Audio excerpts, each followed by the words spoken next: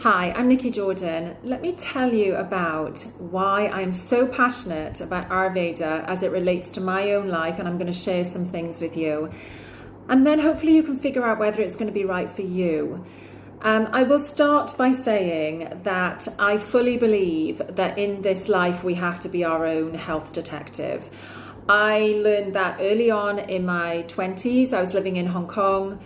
I was going through a few health issues. My husband and I were trying for a baby, and it was a perilous journey is all I can say. And I didn't know why, because I had been very healthy, no hereditary issues, in fact, no issues whatsoever. But when we embarked on this momentous journey, it just wasn't happening. So I turned to the medical community, as you do. And I was shocked and saddened, I think is the easiest thing to say. If you've ever been in this situation, you'll know that the road to pregnancy is not an easy one for a lot of people, and it certainly wasn't for me. But I knew that there were reasons why things were happening the way they were. My issue was getting somebody to listen. And I couldn't find anybody in the medical community to connect the dots. So living in Hong Kong, I exhausted that. I went elsewhere through Asia. I went to the United States, to the UK, to other Western countries as well. I went everywhere trying to get people to look at my symptoms, look at how things were happening. There were some big red flags there, some big signs that I was being given, but I couldn't find anybody to connect the dots at that point. So I became my own health detective, and I decided to learn and qualify in various things: anatomy and physiology, aromatherapy, and I'm a clinical aromatherapist. I also looked at traditional Chinese medicine because I lived in Hong Kong, and it was fantastic, right? Because it's right there, and it's practiced and respected greatly. And I loved all of the treatments and all of the doctors that I met on that journey. They were very giving with their knowledge as well in helping me understand. And it still wasn't happening though. Our dream wasn't happening. So I then heard about Ayurveda. Somebody just happened to mention it to me. Have you heard of Ayurveda? And I said, what? What is that? I want to know about that. And I did. And I am somebody that will throw myself into something. And you know, sometimes when you meet somebody that you're meant to converse with for some reason in your life, and then when you hear something that you're meant to experience, and sometimes your books will fall off shelves and things as well, then you just want to know more. And that was me. And I was thinking, Ayurveda, okay, I couldn't put it out of my mind. So I learned everything I could possibly learn. And this was in my 20s. I'm in my 50s now. And what I love about Ayurveda and how it helped me was particularly with women's health. And this is why I do specialize with women's health, because I have been through a ton of things that will that I feel maybe in the Western community not quite there. So painful periods, miscarriages, IVF, pregnancy, you know, all of these things. And now I'm going through menopause, which is its own joyful journey, let's just put it that way. And I am doing it naturally. I'm in my 50s. Doing it naturally, and I have tried HRT, but it just wasn't for me.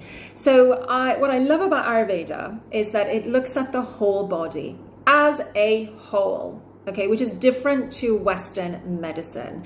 And it's nice if we can get a combination of the both, right? We can look at Western medicine to give us blood test results, any x-rays, or anything that we need to look at from the diagnostic perspective. That's what I love about Western medicine, and I still use that myself also. But on the Ayurveda side, it is literally a common sense approach to your body. That's what hooked me in all those years ago. And just like you're born with a blood type, in Ayurveda you're born with a constitution. It's usually hereditary, and you're either fire or water or air.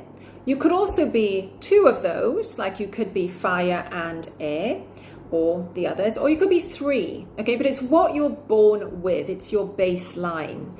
Then as we go through life, so let's say you're a fire person, we call that pitta. If you're a pitta person, you're gonna have motivation and drive, and you could be really successful in your line of work, could be a spirited child, and but it's successful, okay? Your drive, your motivation. On the flip side of that, when a pitta person becomes unbalanced or out of balance, not saying unbalanced, out of balance, which can happen just in life, just with diet, with stress, with different things that we have to encounter in our lives, then anger, irritation, being condescending, these things, from a physical sense, a lot of rashes, a lot of heat. There's a lot of heat going on because they're fire, right? So we have to balance that. That's what I love about Ayurveda. I look at your whole body as a baseline. Then I look at your symptoms as well, and what are you experiencing? Because those are my signs, those are my clues, if you like. So I look at the symptoms that you're experiencing, then I go right back and look at the root cause of them. It is so important to find the root cause, because as you've probably encountered, you may have had a headache in your life, you may have taken a headache tablet. Yes, the headache goes away, which is great, but then at some point it comes back because you're not addressing the root cause of it. Painful period, you'll take some anti-inflammatories or, painkillers, but the next month you may also have a painful period. So it's difficult to drill down on the root causes unless you know how to do that. So in Ayurveda, and the way I'm trained is I look at every system of the body, every organ, and I look particularly at the blood. For me, the blood has been the key to a lot of things that I've encountered.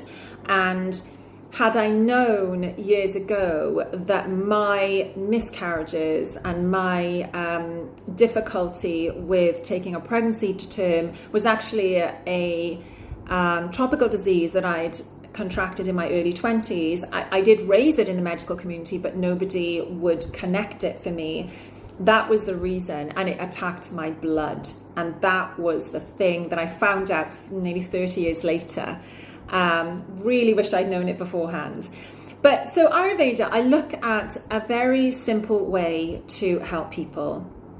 If we work together, I will ask you to do some pre-work, which is just for me to have such, the best sense possible of where I'm starting from, because that's always going to help you, okay? Then I use things like lemons, turmeric, okay? You've seen this yellow powder that stains your hands, brilliant for the liver. I love chocolate myself, so I'm not saying I'm, completely holistic. I am human. I love chocolate, but I put cardamom with it. So cardamom helps my body to digest the chocolate.